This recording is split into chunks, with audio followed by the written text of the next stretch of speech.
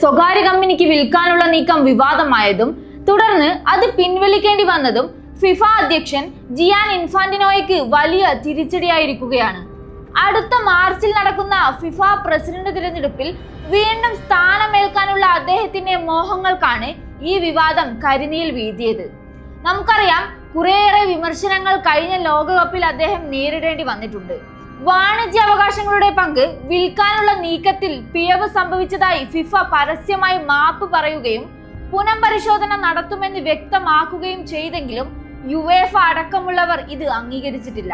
ഇൻഫാന്റിനോയെ പുറത്താക്കണമെന്ന സമീപനമാണ് യുവേഫയും കോൺകാക്കാഫും ഏഷ്യൻ ഫുട്ബോളും അടങ്ങുന്ന ഭൂരിപക്ഷം ഫിഫ അംഗങ്ങൾക്കുമുള്ളത്. ഇംഗ്ലണ്ട്, അൽബേനിയ, ക്രൊയേഷ്യ ഫുട്ബോൾ ഫെഡറേഷനുകളും കളിക്കാരുടെ സംഘടനയായ ഫിഫ്പ്രോയും എതിരായ നിലപാടാണ് സ്വീകരിച്ചിട്ടുള്ളത്.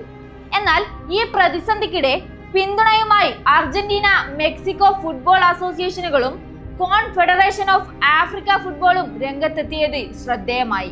ഫിഫയുടെ കഴിഞ്ഞ 10 വർഷത്തെ പ്രവർത്തനങ്ങളെ പ്രശംസിച്ച് അർജന്റീന കത്തയച്ചപ്പോൾ ഔദ്യോഗിക ചട്ടക്കൂടുകൾക്ക് പുറത്തുള്ള നടപടികളെ അംഗീകരിക്കില്ലെന്ന് വ്യക്തമാക്കിയാണ് മെക്സിക്കോയും കോൺമെബോളും പിന്തുണ പ്രഖ്യാപിച്ചിരിക്കുന്നത്. വരാനിരിക്കുന്ന തെരഞ്ഞെടുപ്പിൽ ഇൻഫാന്റിനോയ്ക്കെതിരെ കരുത്തനായ എതിർ സ്ഥാനാർത്ഥി ഇതുവരെ ഉയർന്നു വന്നിട്ടില്ലെങ്കിലും ഫുട്ബോൾ ലോകം അനുകൂലമായും പ്രതികൂലമായും ചേരിതിരിഞ്ഞ് നിൽക്കുന്നതിനാൽ ഇൻഫാന്റിനോയുടെ ഭാവി എന്താകുമെന്ന ആകാംക്ഷയിലാണ് കായിക ലോകം.